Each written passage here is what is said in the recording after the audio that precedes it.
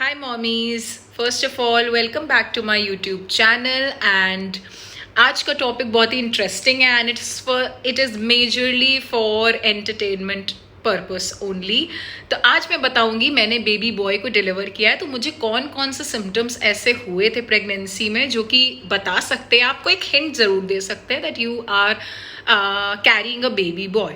सो सबसे पहला सिम्टम ये था कि आपको नौशिया कंपैरेटिवली कम होता है और मेरे साथ एक्चुअली में ऐसा हुआ था। जैसे लोग मुझे एक्चुअली में बोलते थे ऐसा कि मैं दिन रात वॉमिट करती हूँ, मैं कुछ भी खाती हूँ मुझे वॉमिटिंग आती है, ऐसा मेरे साथ कुछ भी नहीं हुआ था। मुझे जनरली मतलब वैसे भी हमें मेडिसिन दी जाती है जिससे कि हमें बहुत ज़्यादा वॉमिटिंग ना फील हो, बट फिर भी कभी कभी उसको खाने के बाद भी हमें आती है वॉमिटिंग। तो मुझे जनरली वॉमिटिंग जो है वो रात में होती थी आफ्टर 12 और ब्लोटिंग बहुत ज़्यादा होती थी और मैं खासकर अगर बाहर का खाना खा लेती थी तब तो फिर बहुत ज़्यादा होती थी।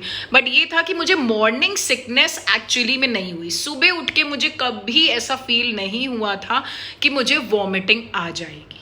तो ये पहला सिम्टम है कि एटलीस्ट कंपैरेटिवली आपका नौशिया जो है वो कम होता है।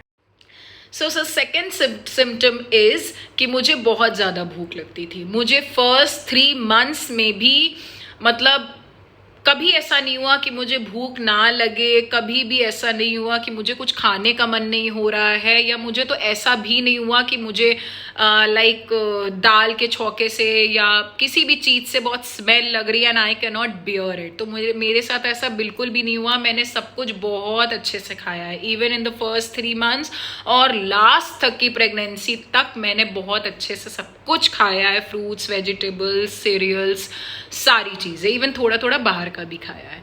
और मेरा जो वेट गेन हुआ था अप्रॉक्सीमेटली 15 to 16 kgs हुआ था प्री प्रेगनेंसी से लेकर लास्ट तक की प्रेगनेंसी तक। तो ये सेकेंड सिम्टम है कि मुझे सब कुछ खाने का बहुत मन होता था और मुझे बहुत ज़्यादा भूख लगती थी।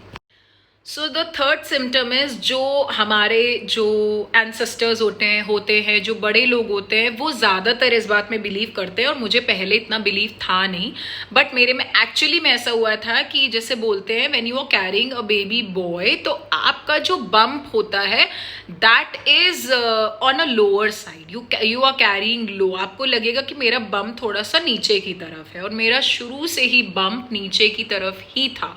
तो सब मुझे बोलते थे लड़का होगा, बट मुझे लगता था पता नहीं ऐसा कुछ होता नहीं, क्योंकि मैंने बहुत सारी यूट्यूब वीडियोस में देखा था जिसमें कि वो गलत प्रूव होता है। तो मेरे साथ ये हुआ था कि मेरा bump was always on a lower side, so I delivered a baby boy. अगर पैरों में स्वेलिंग की बात करते हैं तो एक्चुअली में मैं अपने मतलब 7th-8th month में वेट करने लगी थी कि शायद मेरे पैर भी स्वेल करेंगे, बट टचवुड मेरे पैर में बिल्कुल भी स्वेलिंग नहीं आई। तो मतलब मुझे थाइज में या कह सकते हिप्स के साइड में पेन बहुत ज़्यादा होता था, बहुत दर्द होता था, बट मेरे जो पैर में स्वेलिंग थी वो 1% भी नहीं आई थी। तो ये भी एक सिम्टम है। आई वॉज एक्चुअली वेटिंग कि मुझे होगा बट मुझे नहीं हुआ था। ऑल्सो ऐसा बोलते हैं अगर बेबी गर्ल होती है तो आपका फेस जो है more on a acne side होता है, मतलब आपको एक्ने ज़्यादा होते हैं, और बेबी बॉय होता है तो skin is on a glowing और क्लियरर साइड। तो ये चीज़ एक्चुअली मेरे साथ हुई थी कि जब मतलब मेरा जो मतलब एक्ने है वो थोड़े ही से 1 2 3 आए होंगे, बट बहुत ज़्यादा नहीं। मेरी स्किन मोस्टली क्लियर ही थी, बट अगर वैसे बात करें तो ग्लोइंग बीच में हुई, बट जब मेरा 8th और 9th month आया था तो वो ग्लो थोड़ा सा डल भी होने लगा था।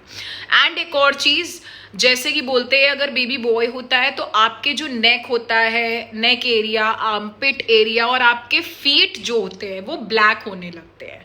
तो ये एक्चुअली में मेरे साथ हुआ था। मेरा नेक बहुत ज़्यादा ब्लैक हो गया था, मतलब फेस वॉज अलग कलर का और नेक एकदम अलग कलर की। और फीट जो है वो भी काले हो गए थे मेरे, और जो मेरे आर्मपिट्स हैं वो भी काले हो गए थे। तो ये सिम्टम्स मुझे लगे जो मेरे बेबी बॉय में मुझे दिखे। आप मुझे बताइएगा आपको क्या क्या सिम्टम्स लगे। Hope you enjoyed the video and this video is completely for a entertainment purpose. हो सकता है आपको मज़ा आया हो। So see you in the next video. Don't forget to subscribe for more such entertainment and informative videos. Bye bye.